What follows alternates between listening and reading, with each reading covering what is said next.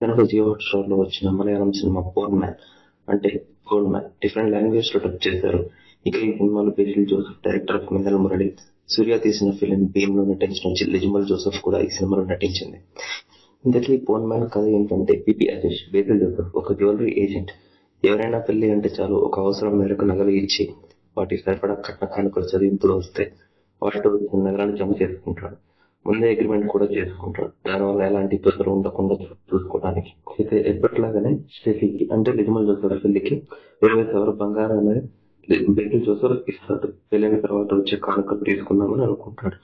కానీ ఆ పెళ్లికి వచ్చిన కానుకలు లెక్కిస్తే ఇచ్చిన బంగారం విలువలో సగం మాత్రమే ఉంటాయి. అయితే మిగిలిన డబ్బు బదులు నగలు ఇవ్వమని అడిగితే అప్పుడు ఇప్పుడు అంటూ ఆ ఫ్యామిలీ నగలు తిరిగి ఇవ్వకుండా ఉంటుంది. ఈలోగా స్టెఫీ భర్త మరియాను కాపురాన్ని తీసుకెళ్లిపోతాడు. అజీష్ మరియానా వాళ్ళ ఊరికి వెళ్తాడు. అక్కడ కూడా స్టెఫీని నా బంగారం నాకు ఇవ్వమని అడుగుతాడు. కానీ స్టెఫీ నిరాకరిస్తుంది. అజీష్ మరియానాను కూడా అడుగుతాడు బంగారం ఇవ్వమని. కానీ మరియాను చాలా మొండివాడు. నా పెళ్లికి ఇచ్చావు నేనెందుకు ఇస్తానని చెప్పేసి అంటాడు.